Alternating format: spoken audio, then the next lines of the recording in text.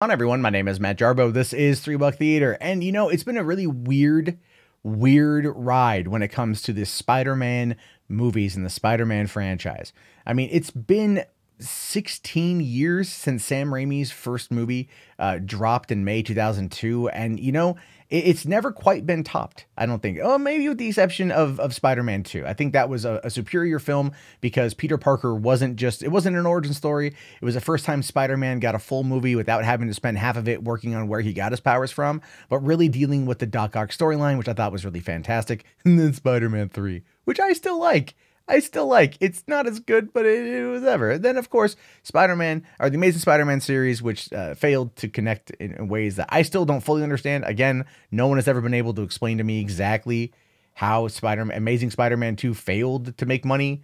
I know it cost more than $200 million, but still $700 million gross worldwide should have been considered a success, considering that Spider-Man Homecoming was roughly the same amount of money that it earned worldwide, and that's considered a success. I don't know. I think it was just problems with the way they wanted to build their own cinematic universe, especially with trying to introduce the Sinister Six in a way that nobody really cared about. Never mind the fact that the couple of those same characters were in Spider-Man Homecoming, or at least heavily referenced in Spider-Man Homecoming, which leads me to this story here because it actually makes sense, because apparently Amy Pascal still wants to make Drew Goddard's Sinister Six movie. And this is fascinating to me because he's already got the script for it. It was already done. They were get in mind, they were getting ready to go into production on the movie, right? So Goddard, who cannot stop himself from just getting screwed over in many cases by Hollywood when it comes to superhero stuff, still wants to make this movie, still wants to do it. And now they actually might be able just to retool it to tie it into Sony's Spider-Man cinematic universe. Considering the success of Venom, that kind of, well, seems to make some sense. Now, it says here, one of the Sony Pictures Spider-Man projects that was shelved in the wake of the Amazing Spider-Man 2 may be coming back from the dead. After Sony successfully launched Andrew Garfield as a new live-action Peter Parker, development began on both the Amazing Spider-Man 2 and a number of sequels and spin-offs. Simultaneously, Alex Kurtzman, who was helping oversee Amazing Spider-Man films, was set to direct a Venom movie. That's probably for the best that didn't happen, considering The Mummy, also Star Trek Discovery, and I think Ruben Fleischer did a fine job. There was talk of a female-centric spinoff, or perhaps the most well, that was also Black Cat, by the way, because Felicia Hardy was in Amazing Spider-Man 2 as Harry Osborn's assistant. Just in case you guys didn't know that, I know, random useless movie trivia that was there. But the most intriguing was the bunch was a villain-centric Sinister Six movie written and directed by Drew Goddard, who had just made Cabin in the Woods. Which, if you've never seen that, what are you doing here? Go watch that. Sony was so bullish on Sinister Six that they pushed back the release of The Amazing Spider-Man 3 and decided that Sinister Six would be up after Spider-Man 2. After Amazing Spider-Man 2 was pretty savaged by critics and became the lowest grossing Spider-Man movie yet. Okay, is that the reason $700 million is now the lowest grossing film? Jesus. Behind the scenes, producer Amy Pascal was finally getting close to a deal that had been rumored for years, teaming up with Marvel Studios' Kevin Feige. Okay, well, hold on here. Hold on. I kind of feel like they are... who wrote this article? I got to stop for a second here. Who wrote this article here? Adam Cheatwood. You're kind of... Okay, you are really doing a little bit of revisionist history here. Amy Pascal and Kevin Feige had the conversation about merging Spider-Man in the MCU after Amazing Spider-Man 2 came out. The deal fell through. The talks ended. We only learned about them because of the Sony hack. So it wasn't like there was any kind of like, oh, it was a work in progress. No, the deal had been dead. It was dead. And only after that information came out and fans demanded it, did the deal get reignited, and Kevin Feige went to bat for that, as well as Robert Downey Jr. in Civil War. And we got Civil War the way it was because of it. Ultimately, I thank North Korea for Spider-Man coming back in the way that he has. But don't even act like it was some done deal. Nah, that shit was dead, son. Man, these people, they don't know the history. Yeah, I've been doing this for years, man. Pay me more money, goddammit. Anyway, but rant over. It says, but now Pascal says Sinister Six could still happen.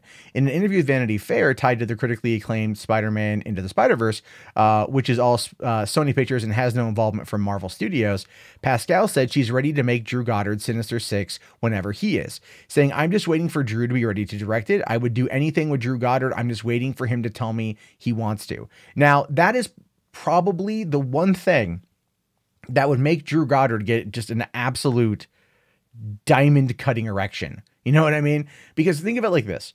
Drew Goddard did Cabin in the Woods, right? He directed it, co-wrote it with Joss Whedon, but I still think most of it was Drew Goddard. You could kind of feel it. Came out in 2009. It was a well done movie. He was going to go do this movie, Sinister 6. That fell through because of the way things were with The Amazing Spider-Man 2. Then he got brought in by Marvel Studios and Marvel Television to write and showrun the first season of Daredevil. He ended up falling through on that. My sources have told me that had everything to do with his own personal attitude. So that kind of screwed him over. Then he went on to go adapt to The Martian, which he ended up writing it. He was going to direct it till Ridley Scott came in and cockblocked him, took over The Martian, which then went on to become an Oscar nominated, I think even an Oscar winning movie in some respects. And it was fantastic. And I think Scott was the right person to direct it, but Drew Goddard was definitely felt in there. Then you got Bad Times at the El Royale that just came out. That was really hard to market because of its title and its premise. Apparently it was pretty good, but it also crashed and burned at the box office. So Drew Goddard kind of needs a win in regards to his career. And right now is the time. Right now is the time. Okay. So, you know, if he is supposed to be working on the X-Force, that's the other thing too. X-Force is kind of like where he's at. That's what he's supposed to be doing. Keep in mind, X-Force was supposed to go into production like 3 months ago. Originally, Deadpool 2 was set to come out in May. They were going to start production on X-Force in September for a 2019 release. That's what they were going to do. That didn't happen, right? Because the Disney Fox deal got in the way of all that shit. So that's what happened with that. So as a result of all that, Drew Goddard is kind of like a turd floating in the wind, right? He really is. He needs a win. This is Amy Pascal firing up a beacon. Drew, come make your movie. And we already got the Vulture and Scorpion and Shocker already established inside of the MCU, inside of Spider-Man Homecoming. We know those characters are there. You just need to get 3 more. That's not a problem. With the success of the Spider-Man PS4 game having the Sinister 6, I mean, with Mr. Negative kind of being like a roving member, so to speak, we know that people want it. We know now's the time to strike, and Drew Goddard should be like on the phone with Pascal right now going, yeah, no. Let me update the script. I'll get it to you in a week. We'll figure it out. We'll go from there and make this move happen. Now, here's the reason why it's good. If she goes, again, this all ties in to working with Marvel Studios, because making Venom a PG-13 movie to go on and gross $800 million worldwide, with like 230 of that apparently being in China, because according to people, Tom Hardy's a big star in China. I'd just like to know where. Anyway, with all that being a thing, what you've got is you've got a slate of films to go to Marvel with, right? To broker with Marvel. That's essentially what's going to happen here. All right. And I did talk about that a little bit with the last video about Sony wanting to still extend their deal with Marvel. This is the whole point. They got Venom. Obviously, Venom 2 is not confirmed, but we know it's coming in 2020. Morbius is also coming. That's currently in pre-production or getting it ready, or maybe in the scripting phase. Jared Leto attached. We know that Spider-Man Far From Home is going to be coming out. There's probably going to want to sign Tom Holland to a 3rd movie. We know that there's going to be a wide variety of films that are going to be coming into this orbit.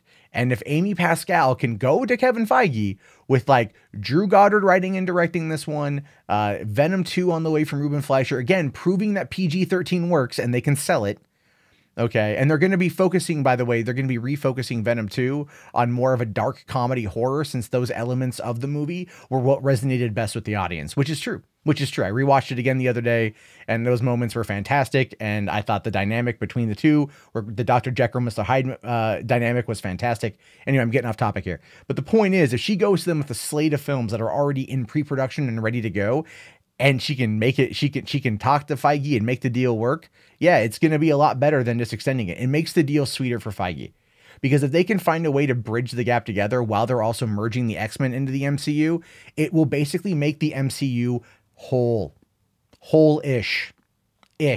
I'm talking, you know, there's the whole situation with Hulk and Universal and everything else and those rights. And there's other characters tied up with that as well. But it would still make it as whole as humanly possible, right? And that is ultimately what Feige wants. Because, and if he pitches it to Bob Iger and Alan Horn and pitches the numbers and pitches the money, I'm pretty sure they're willing to make the deal themselves too. Because they ultimately want the money. They ultimately want the money, and they ultimately want to see this stuff work. But I think they're also a little bit apprehensive of of Amy Pascal, because like I said, she's a survivor. She'll do whatever it takes to get by, and this is one of those things. So she's one of those people that, like, you trust them only as far as you can throw them. But I think this is going to be a play that works out well for her in the end. Anyway, I leave it to you. What are your guys' thoughts on this one? Let me know down in the comments below. What do you guys think about this? Do you think it's going to happen? Is it not going to happen? Curious to know your thoughts. If you want to shoot our voicemail a call, you can at 818-350-3281. That's 818-350-3281. Try to keep the call about 30 seconds so I can get to it quickly. Some people like to leave like minute-and-a-half diet tribes, and I'm the only rambler here. Thank you very much. Anyway, my name is Matt Jarbo. This has been 3 Buck Theater. Have yourself a great day, guys, and peace out.